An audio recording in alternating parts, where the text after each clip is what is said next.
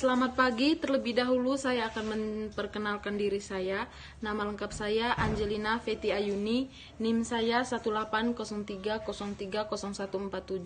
Saya mahasiswa Sosiologi Universitas Nusa Cendana, Fakultas Ilmu Sosial dan Ilmu Politik, angkatan tahun 2018. Di sini saya akan menjelaskan buku yang telah saya review, buku ketiga yang berjudul Hak Properti di Rusia Pasca Soviet. Yang pertama saya akan menjelaskan tentang kekerasan, korupsi, dan permintaan hukum. Efektivitas hak milik dan supremasi hukum secara lebih luas sering digambarkan sebagai tergantung terutama pada pasokan hukum, penguasaan institusi. Namun, pentingnya permintaan sektor swasta hukum sering diabaikan. Dalam buku ini mengembangkan kerangka ini seperti membongkar permintaan hukum di Rusia, membangun pintu masuk asli survei hadiah, serta wawancara ekstensi dengan pengacara, firma, dan swasta badan keamanan. Dengan menelusuri evolusi ketergantungan perusahaan pada kekerasan, korupsi, dan hukum selama 2 dekade setelah kolonial Uni Soviet, selang waktu, buku ini juga menjelaskan mengapa perusahaan dalam berbagai konteks dapat beralih ke hukum untuk perlindungan hak milik, meskipun lembaga hukum tetap tidak efektif atau korup. Analisis rinci sisi permintaan penulisan atas hak milik ini menarik perhatian pada peran luas yang dimainkan hukum dalam bisnis Rusia dunia. Itu pun bertentangan dengan penggambaran Rusia sebagai pelanggaran hukum. Berikutnya saya akan menjelaskan tentang kekerasan, korupsi, dan tuntutan hukum di seluruh dunia. Perusahaan menerapkan berbagai strategi untuk mengamankan hak milik. Sebagaimana diakui sejak pekerjaan perintis Makawali pada tahun 1963, banyak strategi ini tidak bergantung pada lembaga hukum formal. Perusahaan beralih pilihan terakhir lebih memilih alih-alih menyelesaikan konflik atas dasar hubungan pribadi dan norma informal. Tetapi dalam kondisi tertentu, perusahaan menghindari legal formal institusi yang mendukung strategi yang lebih jahat, strategi yang memanfaatkan kekerasan atau korupsi.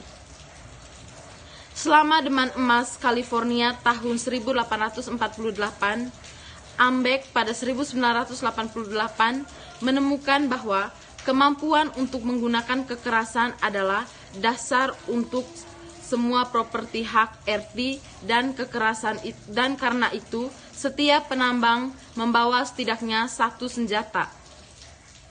Di sebuah pengaturan yang lebih kontemporer, De Soto pada tahun 2003 mendokumentasikan beberapa banyak perusahaan baru bergantung pada perlindungan bahwa para pengganggu atau mafia lokal berkehendak ingin menjualnya. Di Indonesia sendiri, perusahaan keamanan swasta tidak hanya memenuhi tugas yang lebih biasa untuk menjaga tanah dan bangunan, tetapi juga menawarkan berbagai layanan termasuk intimidasi bisnis klien, saingan, bahkan di beberapa negara paling berkembang di dunia dalam perekonomian terbuka, perusahaan sangat bergantung pada paksaan swasta.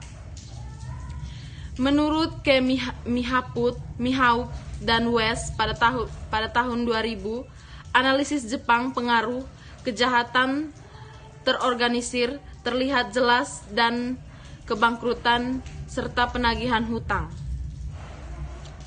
Produksi pengembangan properti, penyelesaian sengketa hak pemegang saham dan keuangan, dan di Rusia pasca Soviet fokus utama violence pada tahun 1990-an mencapai proporsi yang kira-kira 2/5 manajer perusahaan yang disurvei melaporkan secara pribadi menghadap paksaan atau ancaman bahaya fisik dalam menjalankan bisnis. Selain kekerasan, perusahaan seringkali mengandalkan korupsi untuk mengamankan properti, menawarkan pembayaran informal kepada pejabat negara sebagai gantinya. Berikutnya saya akan menjelaskan tentang kekerasan, korupsi, dan permintaan hukum. Perlindungan atau untuk penggerebekan ilegal terhadap pesaing menemukan bukti di Cina tentang seluruh pemerintah yang menjelaskan kebijakan praktis dan prosedur operasi untuk mendukung perusahaan swasta masuk berbagai cara legalitas. Sementara itu, di Uganda, pejabat terpilih melayani menjadi dewan lokal, mengumpulkan biaya informal untuk menyelesaikan sengketa properti, meskipun ada upaya pemerintahan untuk memindahkan konflik tersebut ke dalam putusan pengadilan formal, lembaga Tory yang disediakan oleh negara Jerman pada tahun 2011. Berikutnya saya akan menjelaskan tentang argumen. Argumen dengan membawa peran perusahaan dalam pembangunan institusi yang efektif latar depan. Buku ini mengangkat ke arah yang sangat berbeda dari kebanyakan studi yang ada tentang hak milik. Ada kesepakatan luas di antara pembuatan kebijakan dan sarjana sama seperti lembaga untuk melindungi properti hak sangat penting untuk pembangunan ekonomi dan kesejahteraan masyarakat.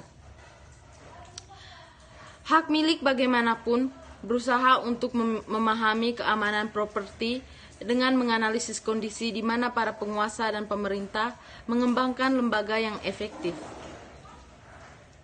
Lembaga hukum formal adalah suatu keharusan, tetapi seringkali tidak cukup kondisi bagi perusahaan untuk beralih dari paksaan ke hukum. Akibatnya memang pemahaman tentang keamanan hak milik juga membutuhkan pemahaman yang lebih dalam pemahaman tentang kondisi di mana perusahaan bersedia untuk menggunakan lembaga hukum formal. Suatu masalah kadang-kadang disebut sebagai sektor swasta permintaan untuk hukum yang dikemukakan oleh Pistor pada tahun 1996 dan Handley pada tahun 1999. Buku ini pun menawarkan teori permintaan institusional dan kerangka kerja yang mengintegrasikan keamanan sisi penawaran dan permintaan dari properti. Yang pertama, saya berpendapat bahwa kelangkaan kapasitas hukum negara dapat menghambat penggunaan perusahaan hukum. Peningkatan kapasitas seringkali meningkatkan kemauan perusahaan untuk memanfaatkan lembaga hukum formal. Pasukan kelembagaan, dengan kata lain, tidak secara otomatis menciptakan tuntutan kelembagaan. Komponen pertama ini, argumen saya dibangun di atas studi oleh Pistor 1996 dan Handley pada tahun 1997 dan 1999, yang meletakkan dasar untuk menganalisis mengapa aktor swasta dapat melakukannya atau menahan diri untuk tidak menggunakan lembaga hukum. Berikutnya, memajukan pekerjaan dasar mereka. Dalam buku ini juga telah diuraikan kondisi di mana perusahaan-perusahaan yang beralih ke hukum secara khusus. Ia menekankan bahwa peningkatan ketergantungan lembaga pada hukum formal sering terjadi tanpa adanya peningkatan kapasitas hukum negara. Berikutnya adalah kontribusi. Beralih ke hukum prevalensi, hambatan sisi permintaan untuk menggunakan hukum formal, lembaga, dan efektivitas strategi ilegal untuk mengamankan properti. Hambatan sisi permintaan adalah perilaku atau keyakinan di tingkat perusahaan dan individu yang mengarahkan aktor tersebut untuk menghindari lembaga formal. Berikutnya saya akan menjelaskan kasus Pakat Soviet di Rusia. Periode di mana Rusia sedang mengalami transformasi dramatis dari ekonomi komando sosialis ke ekonomi pasar penawaran khusus. Sangat mencerahkan wawasan tentang permintaan kelembagaan. Beberapa negara memiliki dan menyaksikan berbagai macam strategi perusahaan untuk mengamankan properti, terutama dalam kurun waktu 2 dekade yang padat. Rentang strategi ini menyediakan bahan subur untuk menghasilkan hipotesis tentang kapan perusahaan beralih ke lembaga hukum formal. Dan ketika perusahaan melakukan kekerasan atau korupsi di semua pasar, perusahaan menghadapi berbagai tantangan terkait menegakkan kontrak dan melindungi properti. Pemasok melanggar persyaratan kontrak, pembeli gagal melakukan pembayaran tepat waktu. Mitra pendiri perusahaan terlibat dalam sengketa kepemilikan. Pemilik minoritas di perusahaan kontens pelanggaran hak pemegang saham mereka. Pejabat dan peraturan pajak otoritas Tory mengeluarkan keputusan yang melanggar atau mendapatkan perusahaan atau mendevaluasi aset perusahaan.